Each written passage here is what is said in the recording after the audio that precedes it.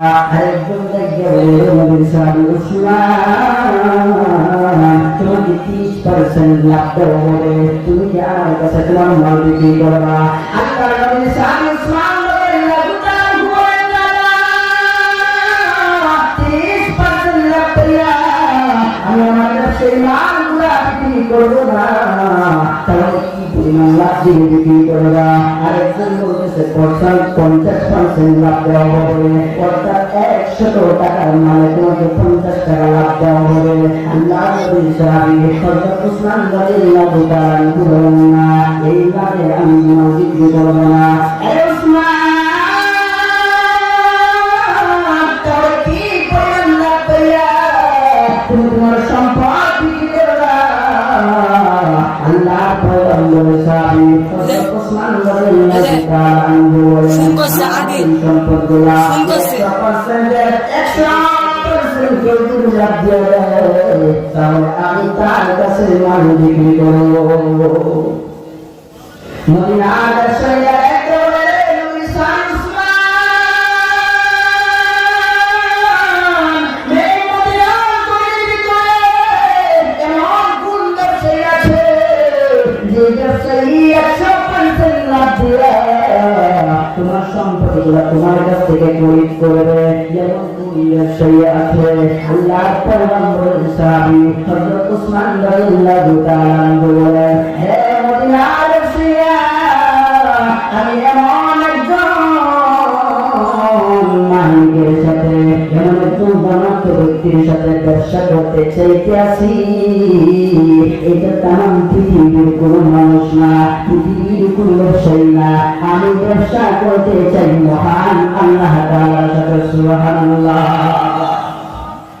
হযরত উসমান রাদিয়াল্লাহু তাআলা ডাক দিয়ে বলেন,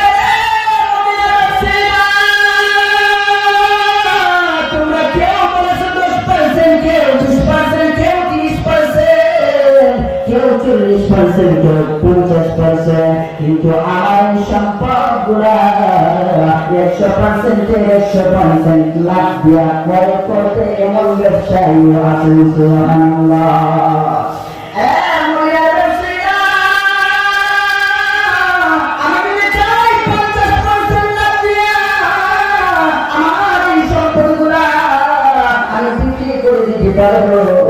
আমার অনেক সম্পদের মালিক যেহেতু হয়েছে আরো হতে পারবো, কিন্তু জানি আল্লাহর পয়গম্বরের হাতে গড়া সাহাবায়ে কেরাম আল্লাহর নবীর সাথে জিহাদে অংশগ্রহণ করেছে, যাদের পরিশ্রমের বিনিময়ে, যাদের ত্যাগের বিনিময়ে, যাদের রক্তের বিনিময়ে, যারা জীবনকে জলাঞ্জলি দিয়েছেন মহান আল্লাহ তাআলার রাস্তা, দুনিয়াকে জলাঞ্জলি দিয়েছেন, দুনিয়ার সব মহব্বত গুলো ত্যাগ করেছেন, যাদের রক্তের বিনিময়ে ইসলাম পাইলাম, যাদের রক্তের বিনিময়ে এই জমির মধ্যে কোরআন পাইলাম, মুসলমান হইলাম, এমন ইমানদার হইলাম, ওই সাহাবায়ে কেরাম ত্যাগের বিনিময়ে আল্লাহর পয়গম্বরের সাহাবীরা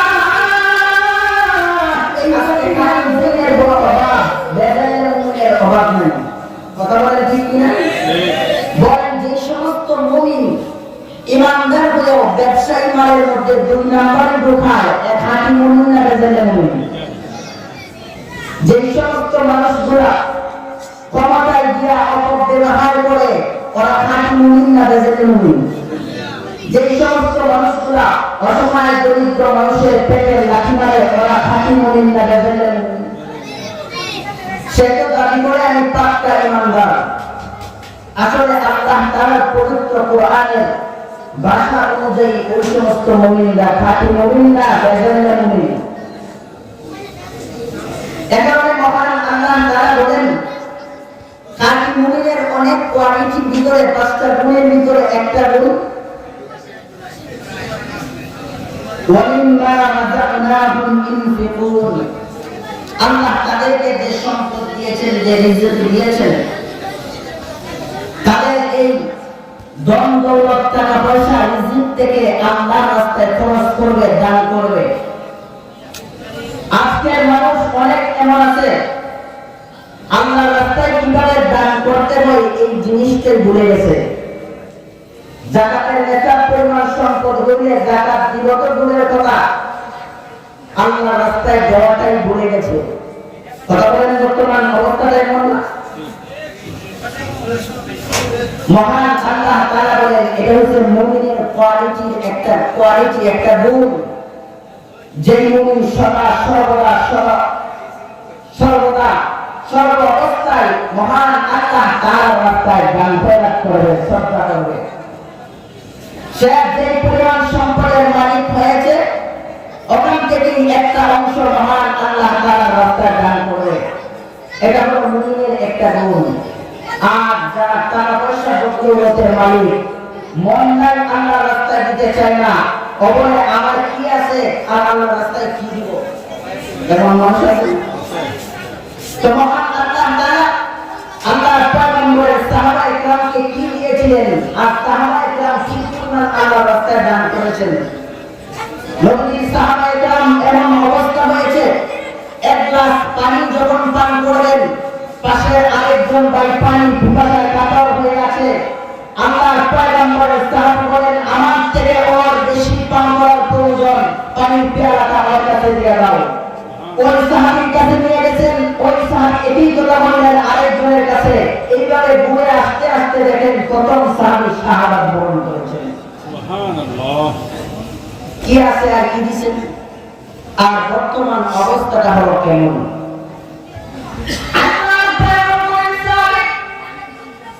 শুধু একজন আর দুইজন সাহাবী না, আল্লাহর পয়গম্বর লক্ষাধিক সাহাবায়ে কেরাম এমন মন মানসিকতা ছিল, নবীর একজন সাহাবী না, সমস্ত সাহাবায়ে কেরাম। আজকে তো মানুষ সাহাবায়ে কেরামের ঘটনা পড়ে, ঘটনা বলে অনেক কিছু জানে, কিন্তু শিক্ষা গ্রহণ করে না। কি বলেন ঠিক না? কিন্তু আল্লাহর নবী সাহাবায়ে কেরামের এই সমস্ত ঘটনা শুনে আমাদের কি করা উচিত? তাদের গুণগুলা, কোয়ালিটিগুলা গ্রহণ করা উচিত, দরকার। কি বলেন ঠিক না? আল্লাহর নবীর সাহাবী হযরত উসমান গনি রাদিয়াল্লাহু তাআলা আনহু এমন একজন সাহাবী ছিলেন, সকল মুসলমান জানে আল্লাহর পয়গম্বরের সাহাবী হযরত উসমান গনি রাদিয়াল্লাহু তাআলা আনহু একজন জনপ্রিয় ব্যক্তি ছিলেন। যেই পরিমাণ সম্পদ ছিল, এই পরিমাণ সম্পদ থেকে মহান আল্লাহ তাআলার রাস্তায় দান করেছেন অনেক। আল্লাহর পয়গম্বর বিশ্বনবী রাহমাতুল্লিল আলামিনের প্রিয় সাহাবী হযরত উসমান গনি রাদিয়াল্লাহু তাআলা আনহু দান করেছেন, ইসলামের জন্য অনেক ত্যাগ স্বীকার করেছেন। এমন একটা সময় মদিনায় আল্লাহর পয়গম্বর বিশ্বনবী যখন দুনিয়া থেকে বিদায় হয়ে গেলেন, এমন সময় নবীজির সাহাবী হযরত আবু বকর সিদ্দিক রাদিয়াল্লাহু তাআলা আনহু খেলাফতের মসনদে বসলেন। এমন একটা সময়, যে সময়ের ভিতরে মদিনায় দুর্ভিক্ষ দেখা দিয়েছে, এমন দুর্ভিক্ষ দেখা দিয়েছে আল্লাহর পয়গম্বরের সাহাবায়ে কেরাম পেটের ক্ষুধার কারণে এই মাটিতে গড়াগড়ি করেন। আল্লাহর নবীর সাহাবীরা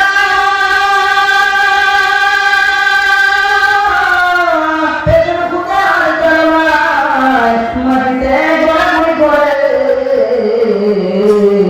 মদিনার ছোট ছোট বাচ্চারা পেটের ক্ষুধার যন্ত্রণা সহ্য করতে পারে না, মাটিতে গোড়াগড়ি করে মদিনা পর্যন্ত পেটের ক্ষুধার কারণে কান্না করে। মদিনায় দুর্ভিক্ষ দেখা দিয়েছে। আল্লাহর পয়গম্বরের সাহাবী হযরত উসমান রাদিয়াল্লাহু তাআলা আনহু ব্যবসায়ী কাফেলা সিরিয়া থেকে ব্যবসা করে মদিনায় প্রবেশ করতে আসে। এমন সময় মদিনার সেরা হযরত উসমান রাদিয়াল্লাহু তাআলা আনহু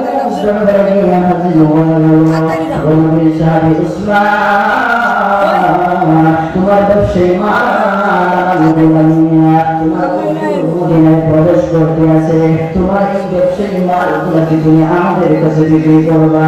আল্লাহ পয়গম্বরের সাহাবী হযরত উসমান রাদিয়াল্লাহু তাআলা আনহু বলেন, আমার ব্যবসায়ী মালগুলো আমি অবশ্যই বিক্রি করব, কিন্তু বুঝে শুনে বিক্রি করব। আল্লাহ নবীর সাহাবী হযরত উসমান রাদিয়াল্লাহু তাআলা আনহু বলেন, ব্যবসায়ী আমার কি হয়ে গেলেন? এমন সময় ভিতরে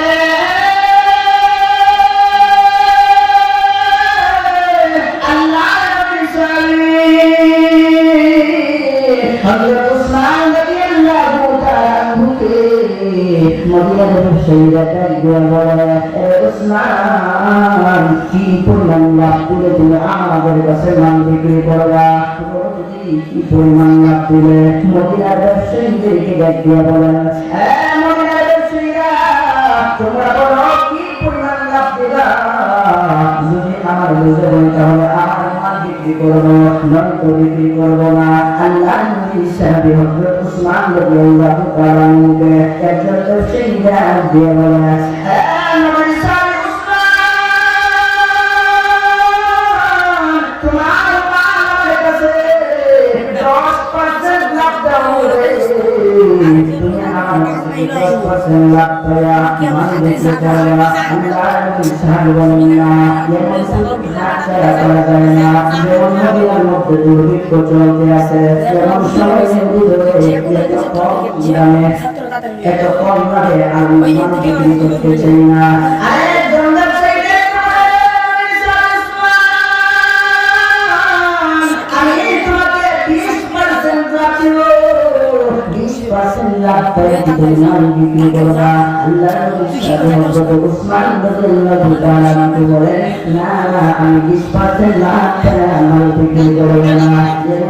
হাতছাড়া করা যায় না। এমন সিন্ডিকেট মাঝে মাঝে বাংলার জন্য করা হয় কিনা বলেন, করা হয় কিনা? পেঁয়াজের দাম যেটাকে 50 টাকা কেজি, এটা 70 রেখে আপনি 400 টাকা কেজি বিক্রি করে, এমন মানুষ আছে না?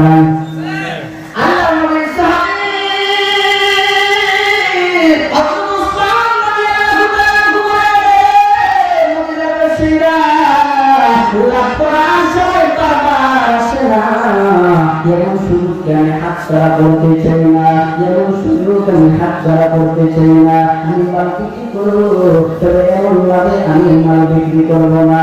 আরেকজন নবীর সাহাবী উসমান, তোমাকে 30% লাভ দেওয়া হবে, তুমি কি আমার কাছে তোমার মাল বিক্রি করবা?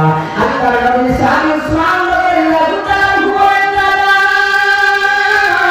30% লাভ পেয়া আমি আমার সেই মালগুলা বিক্রি করবো না। তাহলে কি পরিমাণ লাভ দিয়ে বিক্রি করবা? আরেকজন বলতেছে 50% লাভ দেওয়া হবে, অর্থাৎ 100 টাকার মালে তোমাকে 50 টাকা লাভ দেওয়া হবে। আল্লাহ নবীর সাহাবী হযরত উসমান রাদিয়াল্লাহু তাআলা আনহু বলেন, না, এই লাভে আমি মাল বিক্রি করবো না।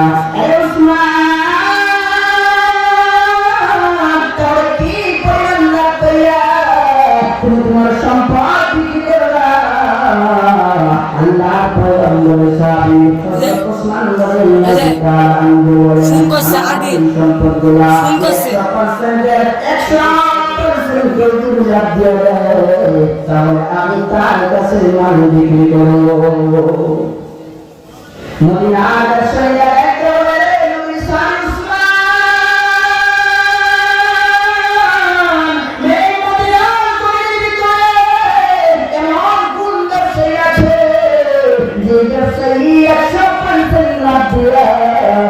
তোমার সম্পত্তিগুলো তোমার কাছ থেকে খরিদ করবে।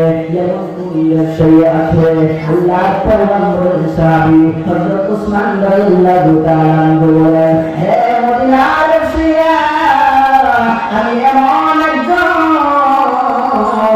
মালিকের সাথে, এমন একজন ধনাঢ্য ব্যক্তির সাথে ব্যবসা করতে চাইতে আছি। এটা তাম পৃথিবীর কোন মানুষ না, পৃথিবীর কোন ব্যবসায়ী না, আমি ব্যবসা করতে চাই মহান আল্লাহ তাআলার সাথে। সুবহানাল্লাহ।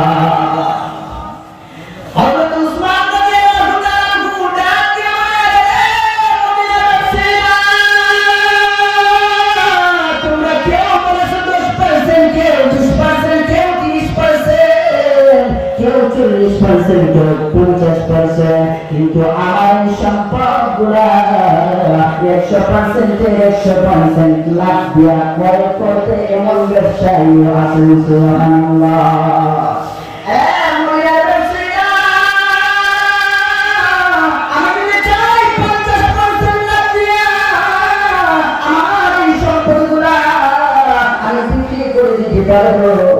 আমার অনেক সম্পদের মালিক যেহেতু হয়েছে আরো হতে পারবো, কিন্তু জানি আল্লাহর পয়গম্বরের হাতের গোড়া সাহাবায়ে কেরাম আল্লাহর নবীর সাথে জিহাদে অংশগ্রহণ করেছে। যাদের পরিশ্রমের বিনিময়ে, যাদের ত্যাগের বিনিময়ে, যাদের রক্তের বিনিময়ে, যারা জীবনকে জ্বলন করে দিয়েছেন মহান আল্লাহ তাআলার রাস্তা, দুনিয়াকে জ্বলন করে দিয়েছেন, দুনিয়ার সব মহব্বত গুলাতে করেছে। যাদের রক্তের বিনিময়ে ইসলাম পাইলাম, যাদের রক্তের বিনিময়ে এই জমির মধ্যে কোরআন পাইলাম, মুসলমান হইলাম, এমন ইমানদার হইলাম, ওই সাহাবায়ে কেরাম ত্যাগের বিনিময়ে আল্লাহর পয়গম্বরের সাহাবীরা এই মদিনার জমিনের ভিতরে খোদার তাড়না চটপট করবে, মদিনার শিশু বাচ্চারা খোদার তাড়না চটপট করবে। আর আমি উসমান 50% লাভ পাইয়া তোমাদের কাছে যদি মাল বিক্রি করে দেয়, আমার এই চেহারাটা কিয়ামতের দিন মহান আল্লাহর সামনে কিভাবে উত্তোলন করব? আমার চেহারাটা মহান মালিকের সামনে কিয়ামতের দিন কিভাবে দেখাইব? আল্লাহ তাআলা ডাক দেবে, এ উসমান, মদিনার নবী সাহাবায়ে কেরাম এমন একটা অবস্থা ছিল যে অবস্থার ভিতরে খানা পায় না, খোদার তাড়নায় ঘোরাঘুরি করে, মদিনার শিশু বাচ্চারা কান্না করে, মদিনার ভিতরে কান্নার রোল পড়ে গেছে। তোমার ব্যবসায়ী সম্পদগুলা লাভ 50% পাইয়া তুমি সম্পদগুলা বিক্রি করে দিয়েছ, মদিনার অসহায় দরিদ্র মানুষদের দিকে একবারও তুমি তাকাইলা না। এই উসমান, সম্পদের মালিক আমি আল্লাহ তোমাকে বানাইছি, এই সম্পদগুলা অসহায় মানুষদেরকে না দিয়া তুমি ব্যবসায়ী লাভ করেছো। এই উসমান কেন করেছো তুমি জবাব দাও। আল্লাহর নবীর চেহারা, আল্লাহর নবীর সামনে কিভাবে আমার চেহারাটা আমি দেখাইব? নবীর সাহাবায়ে কেরাম খোদার তাড়নায় ঘোরাঘুরি করে কান্দে। আল্লাহর নবীর সাহাবী হযরত উসমান রাদিয়াল্লাহু তাআলা চোখে পানি জার জার করে পড়ে আর ডাক দিয়ে বলেন, ও মদিনার ব্যবসায়ীরা, তাহলে তো আমার সম্পদ বিক্রি করবো না, আমার সমস্ত সম্পদগুলা মদিনার অসহায় দরিদ্র মানুষদের কাছে দান করে দিলাম। এতগুলো নবীর সাহাবায়ে কেরামের অবস্থা, আর আমাদের অবস্থাটা কেমন? আমাদের অবস্থা হলো এমন, হাজার লক্ষ কোটি টাকার সম্পদ যদি হয় তাহলে আরো বানাইতে চাই। অসহায় দরিদ্র মানুষগুলা রাস্তায় না খায় মরে, আমাদের দেখার কোনো সময় নাই, টাইম নাই। অবস্থাটা হলো এমন, হাজার লক্ষ কোটি কোটি টাকার সম্পদ, এই সম্পদের মালিক হয়েও এই আজকে বাংলার জমিনের ভিতরে হাজার মানুষ ভিক্ষার চলিয়া ঘোরায়। শহরের মসজিদগুলোর মধ্যে নামাজ আদায় করলে দেখা যায় নামাজ শেষে হাত নাই পা নাই প্রতিবন্ধী মানুষগুলো ভিক্ষার তালা নিয়ে মানুষের দরজায় হাত বাড়িয়ে থাকে, যদি কিছু দেন তাহলে তার পেটের ক্ষুধা নিবারণ করবে। 92% মুসলমানের দেশ, যে দেশের মধ্যে আল্লাহর কোরআন দিয়ে রাষ্ট্র পরিচালনা করার কথা ছিল, এই দেশের মধ্যে যদি আজকে লক্ষ কোটি কোটি টাকার সম্পদ মেরে বিদেশ পানি জমাইতে পারে, তাহলে মনে করেন এই দেশে ইনসাফ নাই। যদি এই দেশটা মুসলমানের কাছে একটা আমানত, এই দেশের মানুষ আলেম উলামায়ে কেরামের কাছে আমানত, সুতরাং এই আমানতের খেয়ানত করা যাবে না। আল্লাহর কাছে কিয়ামতের দিন জবাব দিতে হবে। কথা বলেন ঠিক কি না? মসজিদগুলো নামাজ শেষ হইলে দেখা যায় হাজার মানুষগুলা, প্রতিবন্ধী মানুষগুলা রাস্তার দুই পাশে দাঁড়ায় আছে, মানুষের কাছে হাত বাড়ায়। কারণটা কি? এই দিক দিয়া ক্ষমতার মসনদে বসিয়া অপর ব্যবহার করে হাজার লক্ষ কোটি কোটি টাকার সম্পদ আত্মসাৎ করে এই জনগণের সম্পদ মেরে আমেরিকা বেগম পাড়া বানিয়ে বানায়। আমেরিকা বেগম পাড়া বানিয়ে বানায় লোক কম না বেশি আছে না নাই? কানাডার বাড়ি করে আছে না নাই? এমন শত শত এমপি মন্ত্রীরা আমার দেশকে লুটপাট করে গরিব অসহায় মানুষদের পেটে লাথি মেরে পাগল পাগল করেছে। বলেন ঠিক কিনা? ওরা আসলে কি? ওরা নাকি সবচেয়ে বড় শিক্ষিত? ওরা নাকি সবচেয়ে বড় শিক্ষিত? আসলে এরা শিক্ষিত না শিক্ষিত নামের শয়তান? এই শিক্ষিত শয়তানের অভাব নেই দেশে। শিক্ষিত শয়তান অনেকগুলি আছে। কথা বলেন ঠিক কিনা? ওরা কি শয়তান? ওরা শিক্ষিত শয়তান, ওরা শিক্ষিত শয়তান। দুর্নীতি হয়ে আচরায় বসে, দুর্নীতি হয়ে আচরায় বসে, চাকরি করে যান, কলম দিয়ে কামায় টাকা, আবার ঘরে সাধুর বান। ওরা শিক্ষিত শয়তান, ওরা শিক্ষিত শয়তান, ওরা শিক্ষিত শয়তান, ওরা শিক্ষিত শয়তান। ওরা কোন জাতির লাগি মরামারি মতন, পাইলে কলম দেখিয়া চায় ওরা নির্যাতন।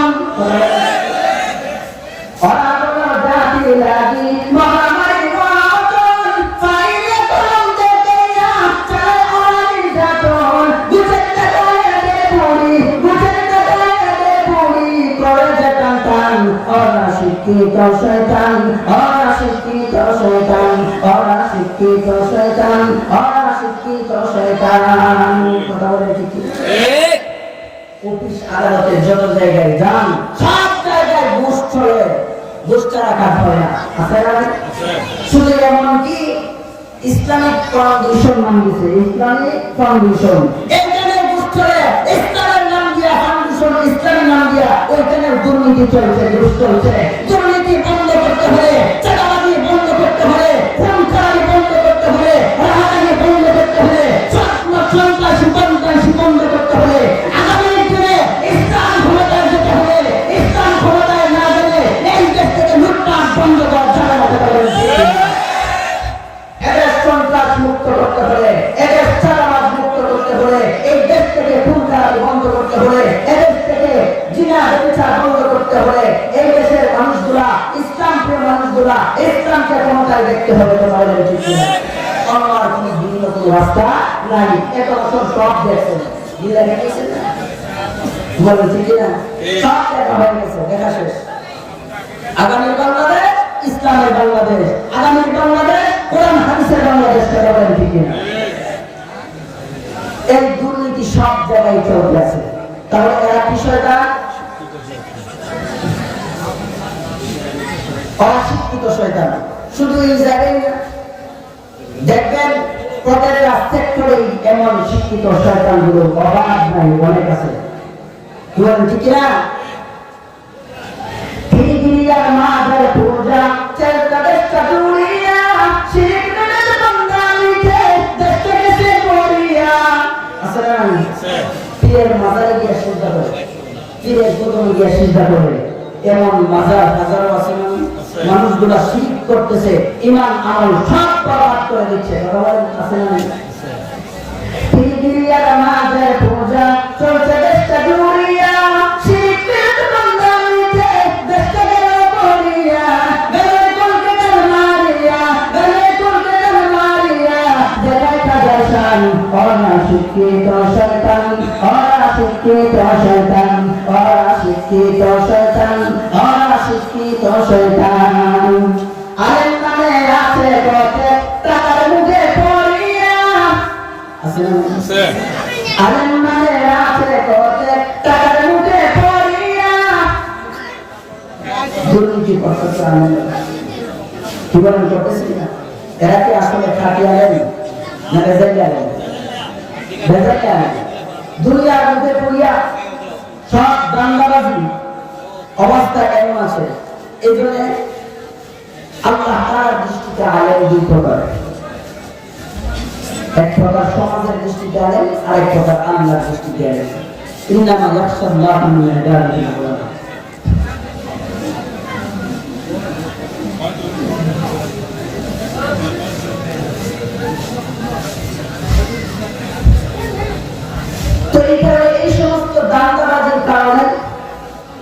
এই পৃথিবীর মানুষ এক অশান্তির বেড়াজালে আবদ্ধ আছে। সুতরাং আল্লাহর নবীর সাহাবায়ে কেরামের গুণ কোয়ালিটি খাঁটি ঈমানদার ছিলেন সাহাবায়ে কেরাম। এই সাহাবায়ে কেরাম থেকে ঈমান শিখেছেন তবে তাবেঈন। আমাদেরকে এই ঈমান শিখতে হবে সাহাবায়ে কেরামের আদর্শ থেকে। সাহাবায়ে কেরামের আদর্শ কেমন ছিল? আল্লাহর পয়গম্বরের সাহাবায়ে কেরাম নিজের জীবন ইসলামের জন্য, কোরআনের জন্য, আল্লাহর জন্য বিলীন করে দিয়েছেন। আর আমাদের অবস্থাটা হলো এমন, কিছু সম্পদের মালিক হইলে আর আল্লাহর রাস্তায় দিতে চায় না। মহান রব্বে কারীম বলেন, যদি খাঁটি মুমিন হয়ে যেতে চাও তাহলে তুমি আল্লাহর রাস্তায় সদকা করো, দান করো। তোমার যেই পরিমাণ সম্পদ আছে এই পরিমাণ সম্পদ থেকে আল্লাহর রাস্তায় তুমি দান করো। আল্লাহর পয়গম্বরের সাহাবী হযরত উসমান রাদিয়াল্লাহু তাআলা আনহু তার সম্পদগুলো মহান মালিকের রাস্তায় এই দরিদ্র অসহায় মানুষদেরকে বিলিয়ে দিয়েছেন, বিলীন করে দিয়েছেন। এমন অবস্থায় আল্লাহর নবীর একজন সাহাবী পরের দিন রাতের বেলায় স্বপ্নে দেখেন আল্লাহর পয়গম্বর বিশ্ব নবীকে ঘোড়ায় সওয়ার হইয়া খুব সাজগোজ করে ঘোড়ায় সওয়ার হইয়া চলছেন।